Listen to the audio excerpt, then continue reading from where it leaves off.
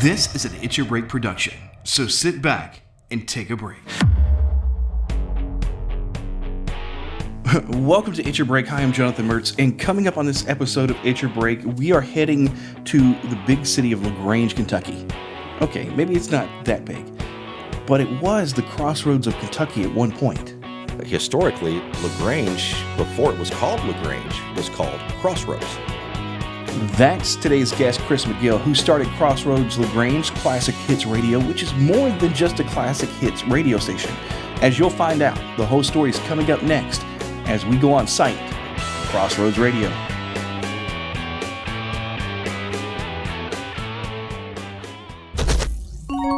It's Your Break will return right after this.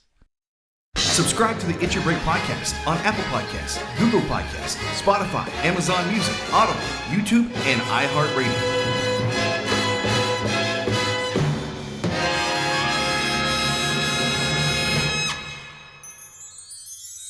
And now, back to It's Your Break. Welcome back to It's Your Break. Hi, I'm Jonathan Mertz, and joining me is my good friend Chris McGill. How are you? Good. Thanks for having me on, man. I appreciate it. I tell you what, it's been interesting to see how life has changed for both of us, and how the industry of radio has actually just changed. Because you're a longtime radio veteran. I am a longtime radio veteran. And, the changes that we go through it just boggles my mind. Yeah, it is completely different today than it was just 10 years ago. And that's one of the reasons we're here to talk, because Chris has started this brand new streaming radio station. Yep. I mean, completely 100% streaming, correct? Yes, it is. Yeah. And we're going to go into exactly how that actually happened and why it happened. But before we get into that, let's go into your background. Let's get to know you first. And where did you grow up? And kind of give me your backstory, if you don't mind. Well, I was born and raised here in Louisville, born actually in Shively. And when I was real young, we moved out to Prospect. My grandfather had some property down there on the Ohio River, Hayes Kennedy Park in Prospect. So he kind of gave some land to my dad. That's where he built the house. So from this age of 6 years old, I pretty much lived out in Prospect and was bused down to Central High School back in the early 80s. I graduated there in 86. So I actually volunteered to stay to graduate. I was supposed to go to Ballard. And that's where I got my radio bug when I was a kid. I always wanted to do radio, and it actually started all the way back in high school when I got my first gig. So same for me, actually. Yeah. I was 16. So yeah, I beat you by 2 years. I was 14 when I got my, and those were the days. Now, this is how long ago this is. You had to have a FCC license to be operating a radio. I was outside of that spectrum when I came in. Yeah, you're quite a bit younger than me. So that was back in 1984. Oh, wow. When I got that first radio license, yeah. That is crazy. My dad had to drive me to the station. The good old days. Oh, that's really, really cool. So you go from there, and then how does your career progress in radio? I was lucky enough that, my interest as a young age evidently showed through to whoever, because, like I said, I got my first job at WUOL at the University of Louisville, the classic radio station. They actually, in 1984, had a Explorer post there, which is an off-posted like the Boy Scouts. Right. But more like for fire department, police, and so forth. And they decided to open one up for kids who might be interested in broadcasting. And it just so happened my dad took me to that first meeting. I was the only kid that showed up. So they hired me.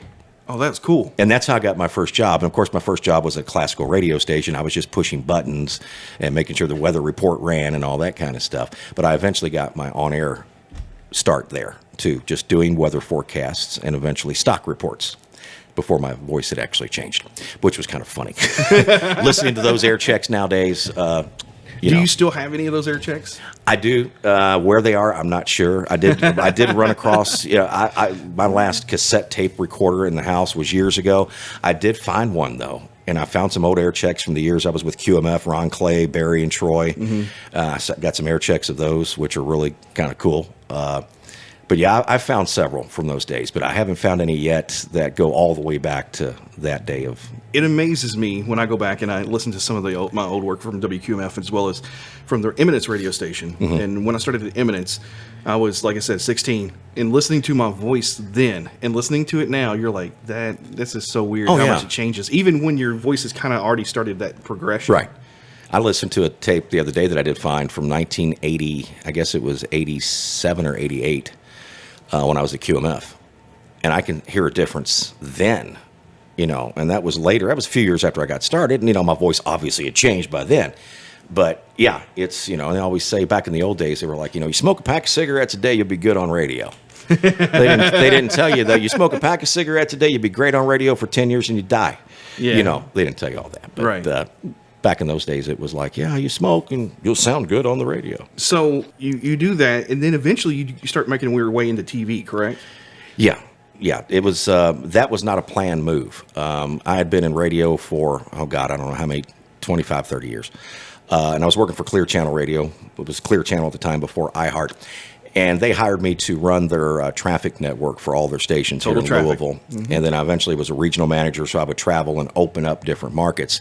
I was laid off, like most people who work for Clear Channel go through a layoff. I made it through several, but one, I wasn't so lucky. And I was also doing traffic at the time through Clear Channel for Wave 3, the NBC station here. And luckily, they liked what I did for them as far as traffic. So when I was laid off from Clear Channel, they just hired me. And so I started out doing traffic just for them in their studio.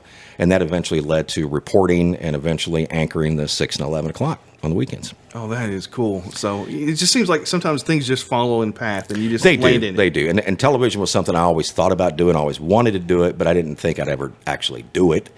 So it was an accident to actually make it into that. And then I worked at Wave for 10 years, and at the end of that tenure, my contract was coming up, and I was one of the lucky ones. I got to say at the end of my contract, okay, I'm done. I'm going to move on. Right. Because the business to me just started changing drastically. You see what we're going through now with media and all that, and it was right at the stage of when I noticed things were being done differently. Nothing wrong with the way Wave runs their news department or anything, but it really is true that if it bleeds, it leads. And when you're in that news environment, I was working 10, 12-hour days over there. You're constantly being bombarded by nothing but negativity, because who got shot and killed last night will lead the next morning's newscast. It's not, a 98-year-old woman in La Grange, just ran a mile marathon, and she, I know there's a big difference between that kind of news coverage, but when you're dealing with nothing but negative news on a day-to-day basis, it really does affect you in a negative way. And I thought it was just, my girlfriend was telling me at the time that, I was always in a bad mood when I came home. I wasn't getting enough sleep because, half the week I was getting up at 2 a.m. to go be on the morning show, and the other half of the week I was getting up later in the day because I was anchoring until 1 or 2 o'clock in the morning. So it was a drastic change in schedules that I just got tired of doing. Wow. So. Wow. Yeah, and when I first met you, you were actually working for Metro Traffic at the time. Mm-hmm. And then I was already at Clear Channel at the time. And then Clear Channel started the Total Traffic Network, and then you got pulled straight in. And we really got to know each other at that point. So, Chris is one of those people that when you come to talk to him, he will actually sit down and actually have a conversation with you. Well, I try to do that. Yeah. He's not like some of those other real big headed jocks that will just I don't want to mess with you. You're low on a totem pole, because there's a few of them around there. So. Oh yeah, there's a few. There's a few out there. But yeah, it was one of those things. And so from that point on out, I think it was Mark Starr said, "Hey, you need to go meet Chris McGill in person," and it was just from there it just went off. Yeah. So, but man, well, thank you. Appreciate that. I've appreciated all the advice. I mean, at one point I was looking to start doing some traffic reports, and then of course I got let go from Clear Channel. Join the club. So I mean, iHeart. Yeah, no heart. Yeah, so, but I did go back to work for him later, and I became an operations manager, and then was cut from a different company that bought him out. So yeah, it just all it all happens. But you start progressing, you go on, you start doing your own thing. You start McGill Media. Mm-hmm. So how did that come about? I started McGill Media actually while I was at Wave. That started actually probably before I started Wave. I started doing documentary films on the side, just as fun. And my first film was done on Waverly Hills. It was Waverly Hills, The True Story. And I got used to using cameras, video equipment. I was always interested in that anyway. And so that kind of became McGill Media. We started doing productions on documentary films, and that slowly branched out to doing television commercials for companies, web videos for companies, and things of that nature. And I did that for a couple of years with my partner, Drew Cook, who I met originally at Wave 3. He's Emmy award-winning videographer. But over time, business was getting slow. We're a small company. You got these huge companies out there that are getting the big, Kroger deals and the Baptist Hospital deals and stuff like that. So we, too, had to find other things to do. And I branched out into doing music promotion for a while out of Nashville. I was promoting and booking shows for Garth Brooks' daughter for some time before she actually came out as a Brooks. Because she did not want to have any connection with her dad as she was trying to make it in the music business. She wanted to do it her own. Allie Colleen is what she goes by now. And that was fun, but again, it just wasn't making ends meet that much. So I bounced around doing several different things. And finally, this has been a dream of mine to start this streaming station in La Grange for years. And the opportunity finally opened up. I was able to find a great location here right on Main Street in historic downtown La Grange. And we launched in September of 2022. And we're still very young, but growing very quickly. We've gone from just music 24/7 to, live morning show that I do. We do retro radio Monday nights, which if you ever heard old time radio, that's what we do. We go back and we play You Bet Your Life, also The Lone Ranger, The Shadow, Dragnet. That's all on our Monday night schedule. And then we have a local program called Across the Tracks on Wednesdays, which discusses, it's a live program, talk show here in the studio at 7. We talk about issues and with people, the neighborhoods, and Oldham County. And we're going to be starting, we just started a new paranormal-based show on Tuesdays that myself and Jamie Best host. It's called Dimensions Radio. And you might remember when I was at Clear Channel years ago, I did a show on the talk radio station called Dimensions Encounters with the Unknown. And I vaguely remember that. Yeah, and that actually got me noticed by the corporate at Clear Channel, which ran Coast to Coast with I know that. That show. Mm-hmm. So I got to fill in for Nori several times on that. But that's cool. We're doing a paranormal show, and it's not all paranormal. It's just unexplained on Tuesdays. And we've opened up several other local shows, too, here. So we're growing very quickly, but of course, in order to do that, you need sponsors. So as the sponsors come on, new programs, come on the station too. Absolutely. People don't realize that you need revenue in order to develop product. This ain't free, folks. We can't do, It's like any other manufacturer out there. They have to have the revenue in order to develop more product. Yeah, and this venture I'm doing on my own with the help of sponsors. It wasn't like I got a grant and was able to start this. Right. I was hoping that could be the case, but it wasn't. And people to this day still ask me, why'd you leave the good money of TV? And I'm like, yeah, that is a point. I do miss the money of television. Not that it was all that much, but it was more than I'm making now. But it's not about money. Yes, you need it to get by and pay the bills. But your livelihood, your peace of mind is what's most important. Oh, yeah, absolutely. And, running my own project, it's up to me. If it makes it or breaks it, it's my fault. And I'd rather be in charge and not be under where you can be laid off at the last minute. Oh, absolutely. But this, the people of Oldham County have now a place to go to find out local information. And there's no budget to promote this through television and all that. That's way too expensive. So I'm really counting on social media, word of mouth, promotions, and things of that nature to get the word out. Oh, that's exactly what I do for my podcast. And just getting it out there, putting yourself out there, constantly doing it is exactly the only real true method that you can find. Right. And it's surprising how much word of mouth still has a play, even though social media is a huge thing. When you're in a smaller market, word of mouth is much more valuable in some cases than social media. Sure, it is. And sometimes you get that word of mouth through the social media. Mm-hmm. So, that's kind of an interesting things there. So let's talk about your Crossroads station. And how did you come up exactly with the idea just to do this type of station? Well, as I mentioned, I've had connections with La Grange and Oldham County for several years. And I just thought that this would be a really cool place. You may remember the old show Northern Exposure, the old TV show. Yes. Based in Alaska. They had their own little town radio station. Mm-hmm. And ironically, a guy named Chris ran it. He was the DJ there. And I always wanted to do something like that here because it's a very nice, laid-back little town. So when I had the opportunity to do it, I went ahead and just, let's do it. I've got the location. I'm not going to find it any cheaper, any better anywhere. And this seemed to be the perfect place. And the reason I called it Crossroads La Grange Radio is because historically, La Grange, before it was called La Grange, was called Crossroads. Really? Because right out here at Highway 53 in Main Street, First and Main, was the original I guess, wagon train trails for north, south, east, and west traffic. And La Grange was known for its springs and its natural spring water. And so this was a place people would stop, water their horses, get water for themselves for whatever trek they were taking, east or west or wherever they were going. And then eventually, I think it was in 1827, they renamed it La Grange at that point. So I was trying to keep a little bit of the history here. Since I'm right next to the Crossroads, let's call it Crossroads La Grange. So that's where that name came from. I didn't realize that. That is so cool. Yeah. And I love the fact that you actually did research before you come up with some of that stuff. So how much research did you actually do to kind of come into like the formatting of your station? What did you decide on that? Well, I figured the best format was going to be a classic hits format that covers 60s all the way through today. So you can hit a lot of different people's genres of music that they like.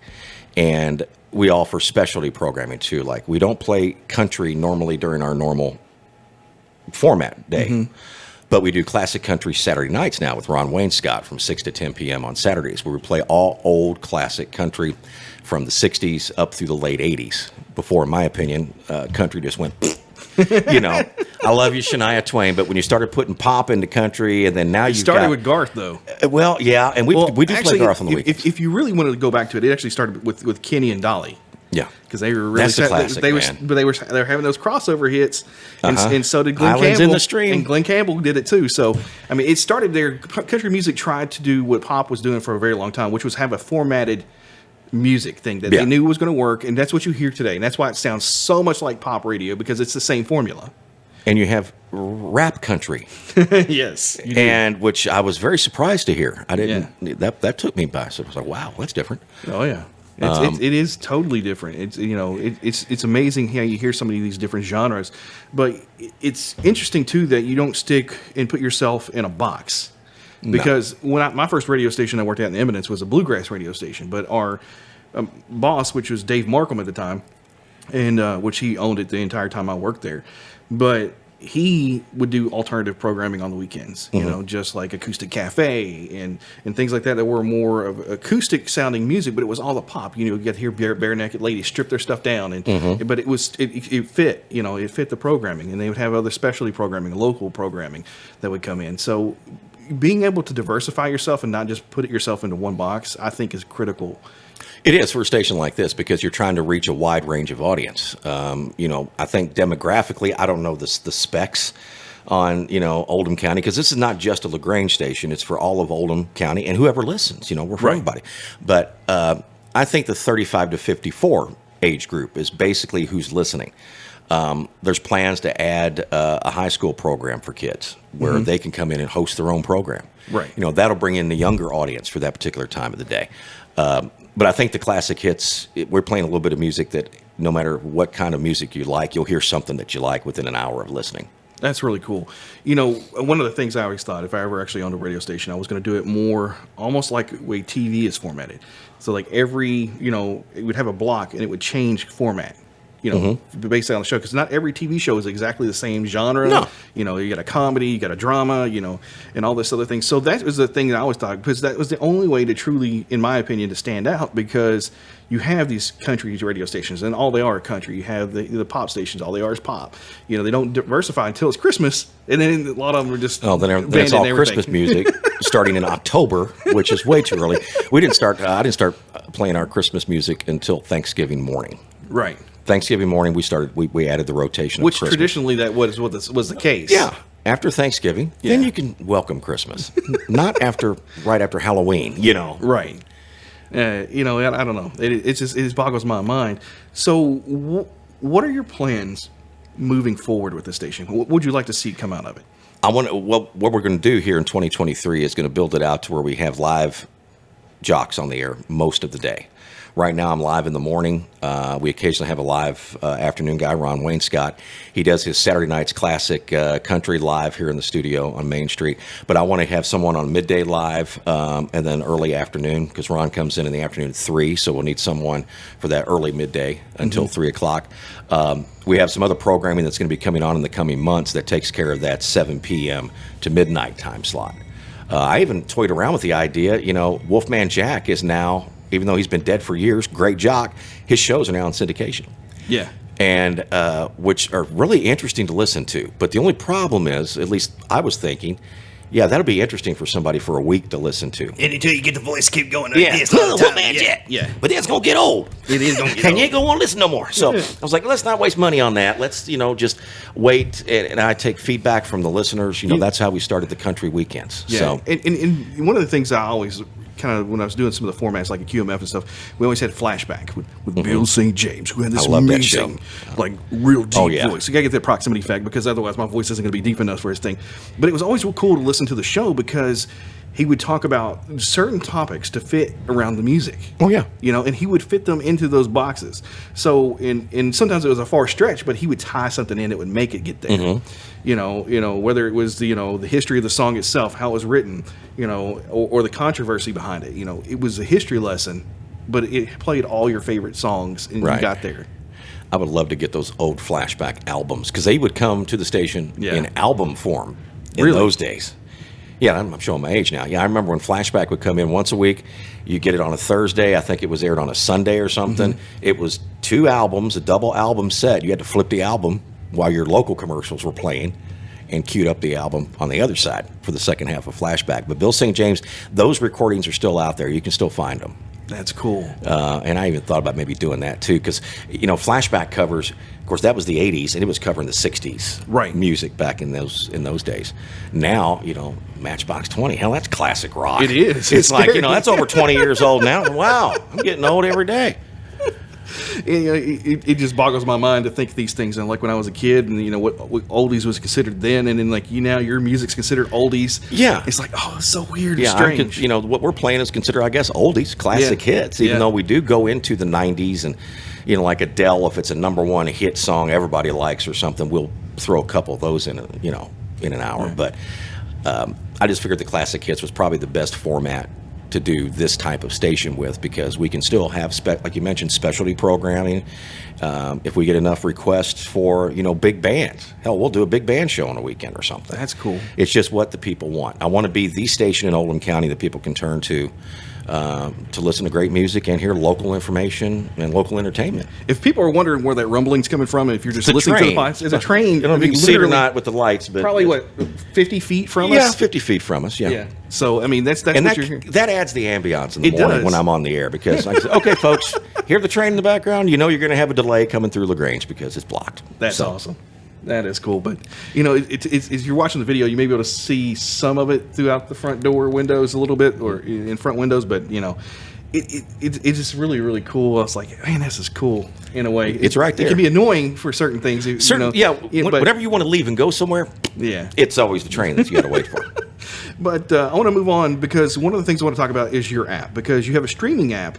And is that the only place you can go to listen to your show? Or is you do that. You can get the app in the App Store. It's called Crossroads La Grange, Classic Hits. And you can also go to the website and stream from the website. Okay. So I was just trying to figure out how all this fits in. So what was your choice in developing your own standalone app versus using an existing platform? I knew I was going to have a way for people to listen to it, for one thing. And it took me a while to figure out. I was brand new at this. Okay. My whole career has been in front of this microphone, and that's it. I'm not engineer related or anything like that. And this is where I had to get into some engineering, because even though digital radio is a lot different than broadcast, the mechanics are all the same. Oh yeah. But I had to go through a company to actually make the app for me, and I had to do a lot of shopping for it, because there were prices from $2,500 down to like $80 a month, which is the company I ended up going with, a company called App Institute. They did all the designing for me. I just put the graphics up there, told them what I wanted, what I want listeners to be able to access, and it's there. Oh, that's cool. And what's really cool about ours is you can send a request in on the app. There's a little button at the top. Which I used. Yeah. You just send in your request there, and if there's someone here live in the studio, we'll get it on. If we're not live, we'll get it the next day and play it for you and give you a shout out. But that's cool. That's the goal in 23, is to get have us live from 6 a.m. until at least 6 or 7 p.m. because that's when our talk programming usually starts at 7 o'clock in the evening. So that's cool. I'm going to give you this time here to do some shameless plugging. So okay. If you want to promote anything between your radio stations, your media company, just tell people how they can get a hold of you, what to look for, and all that good jazz. Well, first off, just download the app in the App Store. It's there for Google and for iPhone. Again, Crossroads La Grange Classic Hits. The website's kind of a long name. It's crossroadslagrange.mcgillmediaproductions.com. And then we're on Facebook, too, which is an easy link there that takes you right to the website. But we archive all of our programming there, other than music programming. If we have a talk program, it's logged there just like a podcast is, like this is. So you can download it anytime you want to listen if you don't hear it live. So all of our specialty programming is there on the website as well. Oh, that is too cool. Archived. Too cool. And really, as far as that, it's just, we really want people to check us out and, spread the word for us. Tell people that, there's another alternative to listen to now instead of just terrestrial radio. And to be honest, there are no signals left, right? At least in this part of Kentucky. So no. I looked at getting a broadcast license. At first I found there's no signals available. And if there were, I couldn't afford it because it's about $250,000 to get even the smallest station on the air. Now, you'll see people say that there's cheaper ways of doing it. Yeah, but once you get into your legal fees, your taxes, your licensing from the FCC, it adds up. And you got to keep the EEO file up to date and everything else. Not to mention the transmitter and what tower are you going to you got to make sure that light's on and everything else. Well, even, the old Wave 3 tower out here in Oldham County, that is being used now for other things because Wave is digital, so they're not using the tower anymore. But it's still like, $1,500 to $5,000 a month to rent a spot. It's outrageously expensive. And I think digital is just much more important now because everybody has their device with them. Mm-hmm. And you can listen when you want, where you want, unlike radio. Plus, you always have a good signal. It's all up to your cell carrier as to, how you get that signal. But digital signals are always better than radio. I've never have a fuzzy signal coming through on our app.